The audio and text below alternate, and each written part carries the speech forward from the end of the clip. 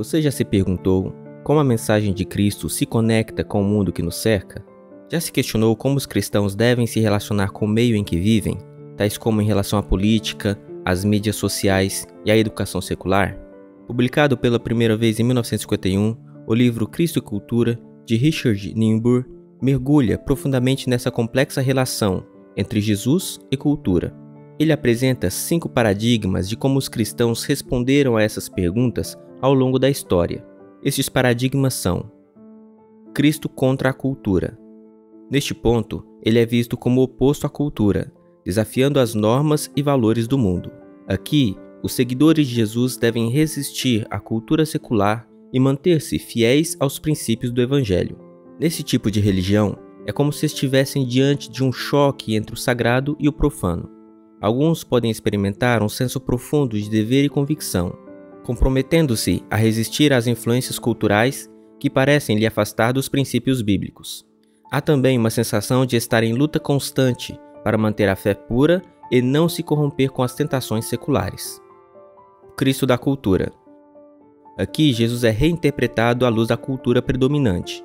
Ele é moldado para se encaixar nos valores e normas da sociedade em que se encontra, perdendo sua singularidade e transformando-se em um símbolo religioso vago. Neste ponto, as pessoas podem se sentir atraídas pela ideia de tornar a mensagem cristã mais palatável ao meio em que vivem.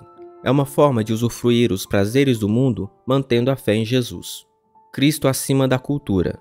Neste paradigma, Jesus é visto como superior à cultura, sendo o padrão pelo qual todos são julgados. Logo, os cristãos devem trabalhar para elevar o meio em que vivem à altura dos princípios cristãos.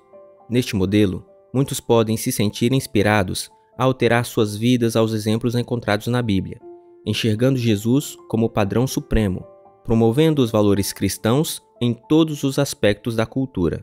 Porém, pode gerar uma sensação constante de conformidade e um sentimento de que nunca se está à altura do ideal, gerando frustração e abandono da fé.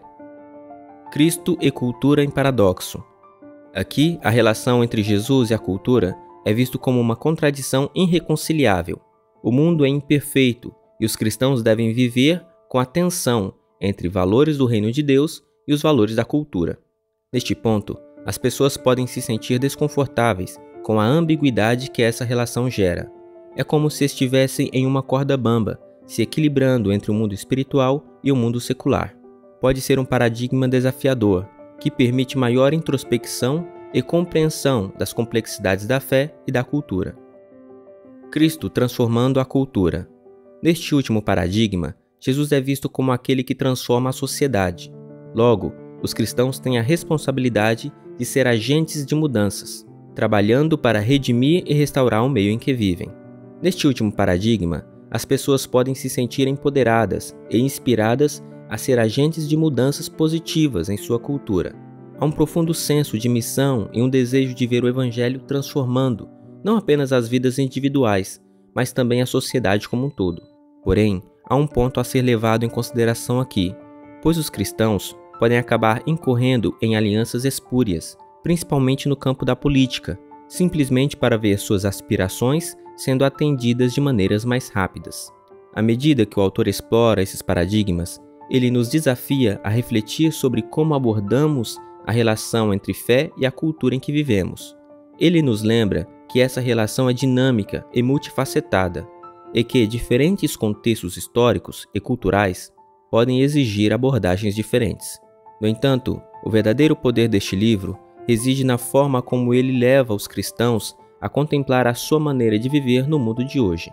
Cristo e Cultura nos oferece uma bússola espiritual para navegar nas águas turbulentas da interação entre fé e sociedade, um guia indispensável para todos os que buscam entender e viver a relação entre o Evangelho e a cultura em nosso tempo.